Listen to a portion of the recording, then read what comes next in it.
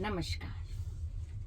आज हम बात करेंगे जेब खर्च पर कि क्या बच्चों को जेब खर्च दिया जाना चाहिए, विशेष तौर पर जो 10 से 14-15 वर्ष की आयु के हैं। यदि दिया जाए तो इससे क्या फायदे हैं और क्या नुकसान है। इसी बात पर मैं आपको एक रियल इंसिडेंट सुनाती हूँ। मैं क्लास में पढ़ा रही थी। मैंने देखा कि आगे की सीट पर जो बच्चा बैठा है, किताब उसकी खुली हुई है, लेकिन आज उसका ध्यान किताब से ज्यादा अपने बैग पर है। वो बार बार अपने बैग पर झांक कर कुछ देखता है, उसकी नजर बार बार वहां जाती है। मैं अधिकतर पढ़ाते समय क्लास में राउंड लेती रहती हूँ, और जब राउंड पूरा हो जाते हैं मेरे 2-4, तो मैं आगे आके खड़ी हो जाती हूँ। अब क्योंकि मैं बिल्कुल आगे खड़ी थी तो मुझे वो बच्चा और उसका बैग भी पूरा पूरा ठीक से दिखाई दे रहा था। तो मैंने ऐसी हंसी में उससे पूछा कि पीयूष, क्या बात है, आज इस बैग को आप बार बार देख रहे हैं, क्या कुछ लाए हैं खास? नहीं मैम, नहीं कुछ नहीं लाया, ऐसे ही। मैंने भी सोचा चलो ऐसे ही देख रहा होगा, शायद नया बैग होगा।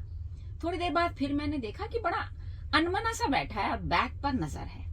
तो मैंने कहा नहीं पीयूष, मैंने किताब रख दी। मैंने कहा आज किताब रख देते हैं और आप ही की बात सुनते हैं, कुछ तो है, इतने मन से आप उसे देख रहे हो, ऐसी हंसी खुशी बताओ क्या लाए हो।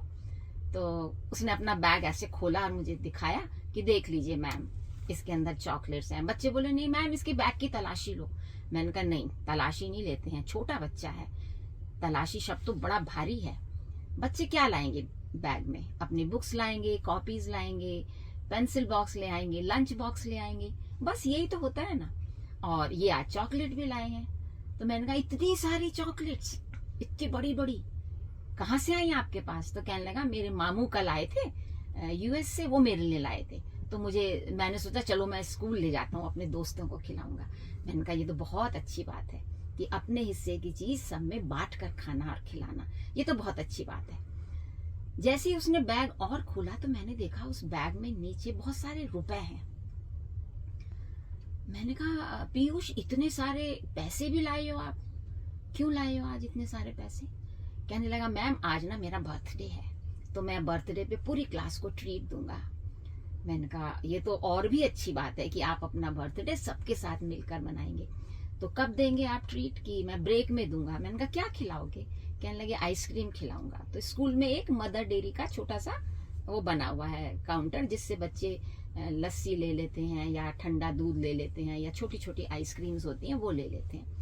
तो मैंने कहा ये तो बहुत सारे नोट हैं, आइसक्रीम तो वहां पर 10, 12, 15 रुपए वाली आती है, इतने सारे नोट क्यों लाए हो? तो कहने लगे ऐसे ही, इसका क्या हुआ, बच जाएंगे, मैं घर ले जाऊंगा। तो बच्चे बोले मैम ये अधिकतर ले आता है और हम सबको आइसक्रीम खिलाता है। खैर उसका बर्थडे था उस दिन। मैंने कहा चलो तुमको बहुत बहुत मुबारक हो, ईश्वर तुम्हें बहुत अच्छा कामयाब इंसान बनाए, अपना बर्थडे अच्छे से सेलिब्रेट करना, लेकिन इतने पैसे लाना स्कूल में ठीक नहीं होता, मैं आपकी मम्मी से बात करूंगी। ये कहकर पीरियड ओवर हो गया। आज मैं उस बात पर सोच रही थी कि एक वो जमाना था जब हमें जेब खर्च नहीं मिलता था, लेकिन हमारी कोई आवश्यकता भी अधूरी नहीं रहती थी।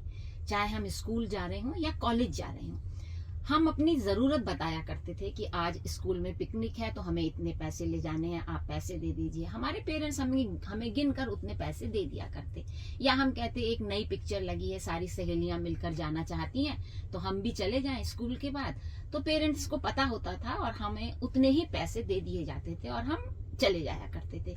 ऐसा नहीं था कि हमारी कोई जरूरत अधूरी रह गई हो, लेकिन इतना पैसा भी हमें नहीं मिलता था कि हम उससे सपने देखने लगे या अपनी आवश्यकताओं को बहुत बड़ा बना लें और कभी कुछ करें कभी कुछ करें, या बहुत सारे दोस्तों को, सहेलियों को खिलाने पिलाने लगे। हाँ ये जरूर होता था कि भाई चलो महीने में एक बार एक सहेली जो है, एक फ्रेंड हमारा कैंटीन में हमें चाय और समोसे खिलाएगा, तो उस दिन हम घर वालों से कह कर कि आज मेरी 10 सहेलियां हैं और मेरा नंबर है, मुझे आज उनको ट्रीट देनी है। तो वो भी घर वालों को पता होता था और वो उतना ही पैसा जितना हमें चाहिए होता था हमें दे दिया करते थे। उससे उसका क्या लाभ हुआ कि आज तक हम उतना ही खर्च करते हैं जितनी हमें आवश्यकता होती है, क्योंकि बचपन से हमने यही देखा कि जो जरूरत की चीजें हैं वही लो और उतना ही पैसा लो। यदि हम बच्चों को जेब खर्च देना शुरू कर दें, वो भी उस उम्र में जो बड़ी कच्ची उम्र है, आज तो वो बच्चा सिर्फ आइसक्रीम खिला रहा है, कल को हो सकता है उसके मन में ये आए, मेरे पास तो काफी पैसे हैं, चलो आज ना हम पिक्चर चलेंगे। पिक्चर कैसे चलेंगे? चलो हो सकता है वो स्कूल बंक करने लगे, क्लास बंक करके दोस्तों के साथ पिक्चर जाने लगे। और थोड़ा बड़ा होगा, कॉलेज में जाएगा। ऐसे बच्चे जिनके पास पैसा बहुत होता है, देखिए पैसे में ताकत बहुत होती है, ऐसे बच्चों के दोस्त भी बहुत बन जाते हैं और वो उनको एक लीडर बना के चलते हैं। तो जब ऐसे बच्चे कॉलेज में जाते हैं तो उनकी छवि क्या हो जाती है कि अरे भाई कोई भी चीज चाहिए है ना, इससे मांग लो, ये दे देगा। धीरे धीरे धीरे धीरे वो एक जानी मानी हस्ती बन जाता है कॉलेज में और सभी उससे सहायता की मांग करने लगते हैं। उधर से उसके अंदर लीडरशिप की क्वालिटीज आ जाती हैं। जबकि बच्चे को जब वो कॉलेज में आया है, उसका उद्देश्य क्या है कि वो पढ़ लिख कर कुछ कामयाबी की राह पर जाए, अपने भविष्य को संवारे, ना कि वो अपने वर्तमान में वो अपने अंदर नेतागिरी पैदा कर ले। और इसके अतिरिक्त आज तो आपके पास धन है जो आप बच्चे को दे देते हैं। कल को यदि खुदा न खास्ता ऐसी स्थिति हुई कि आप उतना घर जेब खर्च नहीं दे पा रहे और बच्चे को तो बचपन से आदत हो गई, तो आप क्या करेंगे? बच्चे के अंदर मायूसी आएगी, वो उदास रहने लगेगा, या तो वो बिल्कुल चुप हो जाएगा या आपके प्रति उसके अंदर आक्रोश आएगा, गुस्सा आएगा कि शायद ये छिपाते हैं और आप मुझे देना नहीं चाहते।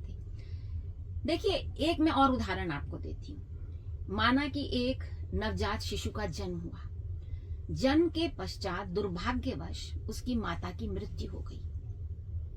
अब पिता ने उस बच्चे का लालन पालन करना है। ऐसे में क्या होगा?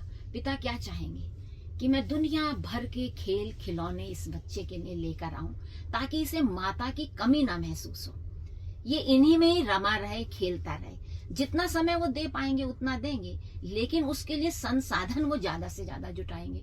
जब वो लड़का या लड़की जो भी है थोड़ी भी बड़ा होगा तो भी वो उसकी हर जरूरत को पूरा करने के लिए अपनी जरूरत रोकेंगे, लेकिन उसकी जरूरत को पूरा करेंगे, क्योंकि उनके मन में ये रहेगा कि इसकी माँ नहीं है, 2 जनों का बोझ मैं अकेला संभाल रहा हूं, जितनी मेरी आय है उसका मैं ज्यादा से ज्यादा हिस्सा इसकी खुशियों में दे दूं, कुछ उसको कभी भी कोई दुख ना आने पाए। तो इस प्रकार से जब अब आप मुझे ये बताइए, क्या आप कितने भी खिलौने ले आइए, कितने भी सुख के साधन इकट्ठे कर लीजिए, जिस प्रकार से वो खिलौने माँ का स्थान नहीं ले सकते, उसी प्रकार से पैसा माता पिता का जो समय है उसकी आपूर्ति नहीं कर सकता। आज ऐसा क्यों होता है? क्योंकि माता पिता दोनों ही कामकाजी हैं। इस बात को मैं अच्छा मानती हूँ कि जो लड़कियां हैं वो पढ़ लिख गई हैं और वो नौकरी करती हैं, अपने पैरों पर खड़ी हैं, लेकिन यदि वो भी पति के बराबर समय घर से बाहर रहेंगी तो वो किस प्रकार से घर का संचालन कर पाएंगी? कैसे वो बच्चों की आत्मा के भीतर पहुंच पाएंगी? कैसे बच्चे उनसे अपनी बात कह पाएंगे? कैसे वो बच्चों में संस्कार दे पाएंगी? इसके लिए माता का दायित्व, यहाँ पर जब हम संस्कारों की बात करते हैं तो मैं ये नहीं कहती कि पिता का प्रभाव बच्चे के ऊपर उतना ही नहीं पड़ता जितना माता का पड़ता है, लेकिन यदि आप दायित्व वाली बात कहते हैं तो शायद ये विधि का विधान है या प्रभु की कृपा है कि जो महिलाएं होती हैं वो ज्यादा संवेदनशील होती हैं। सिर्फ इसीलिए नहीं कि भाई 9 महीने उन्होंने बच्चे को पेट में रखा है इसलिए उनका दायित्व अधिक है, उनका हृदय बच्चे के प्रति ज्यादा व्याकुल रहता है, आकुल रहता है, उसमें स्नेह की भावना ज्यादा होती है।